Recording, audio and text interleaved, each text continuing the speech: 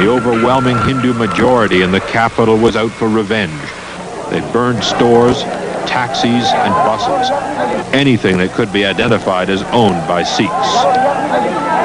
Many in the crowd tried to keep television cameras away from the violence, but one cameraman caught this horrifying sight on tape. Though we're not getting any safety or any protection from the police, this I want to stress. Half of our property we have lost it.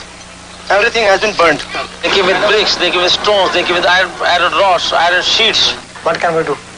Our shop is burnt, our house is burnt. Only we have saved ourselves. Nothing is there. It seems as if every Sikh here now has a tale of senseless violence. Their community is horribly scarred. 3 generations of the Saransit Singh family are now homeless. Frightened people are still huddling for safety at a local temple, where others are being treated for their wounds.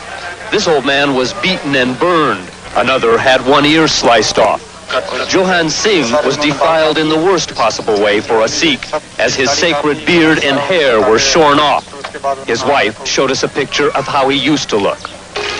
They don't blame their neighbors. They say it was Hindus from outside who attacked their town, but they are now forced to live with a fear and suspicion they've never known. In our own country.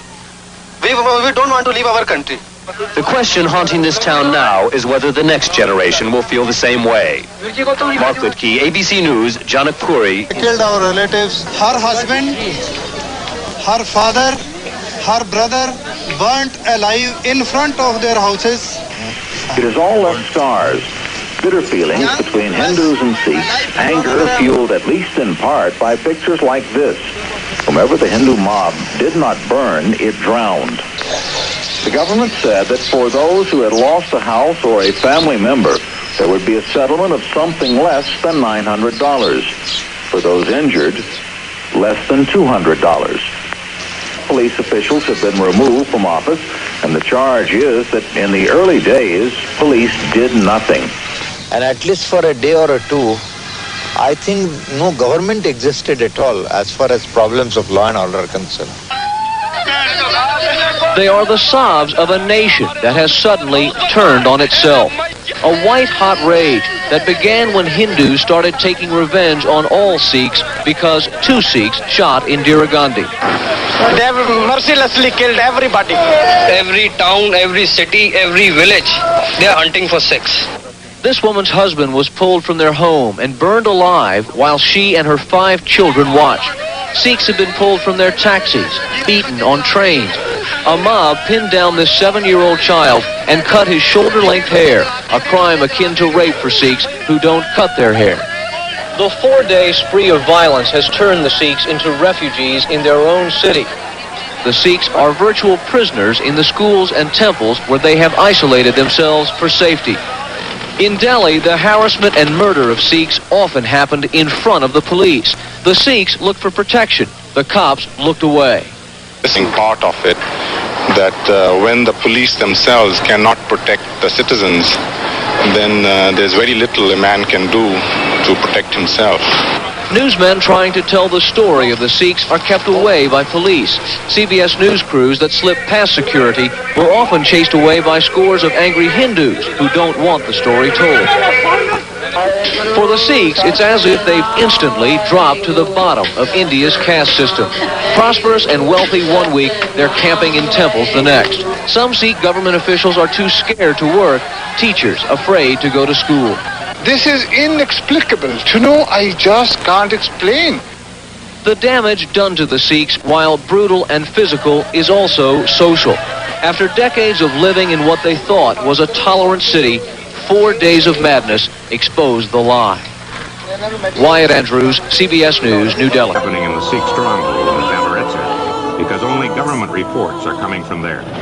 While she was gunned down by militant members of the Sikh religion, the country's majority Hindus have a target to strike back at.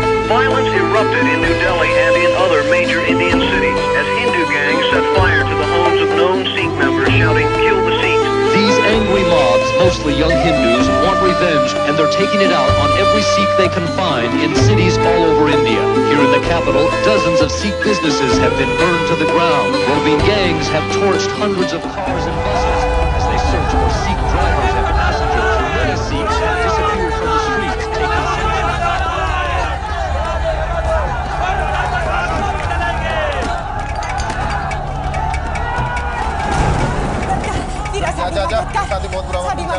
साडी मदद कर हीरा कोई है सानू बचा लो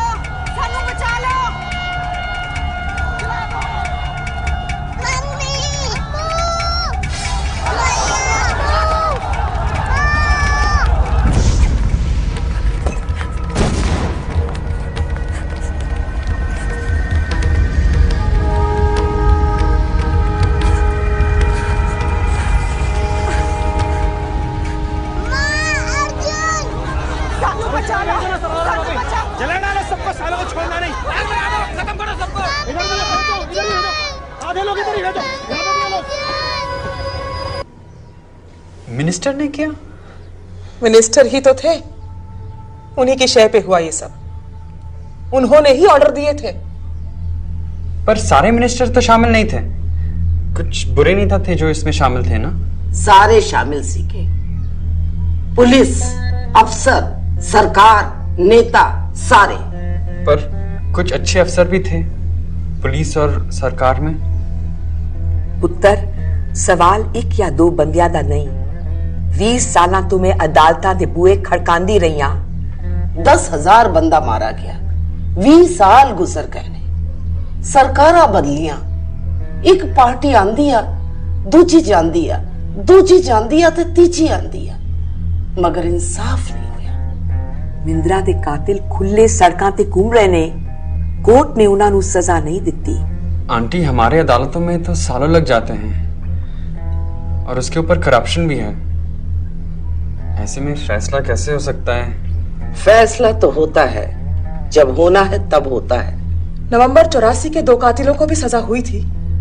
इंदिरा गांधी के कातिलों को। 84 के दंगे याद है आपको?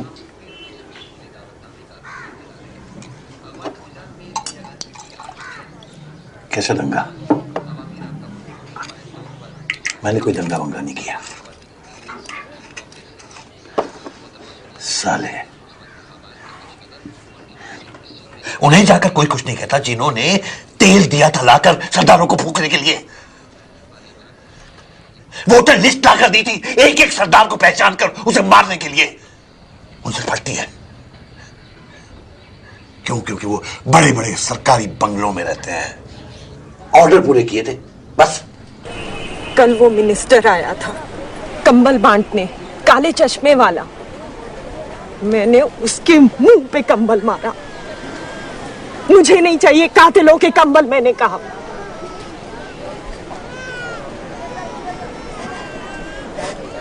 और ये लोग मुझे पागल बुला रहे हैं। पागल मैं हूं कि ये लोग? कौन सी मिनिस्टर? बहन जी, ये वही आदमी है जिसके पास मैं गई थी रेलवे लाइन के पास मदद मांगने, जिस दिन दादी को। और इसने कहा कोई सिख न बच पाए।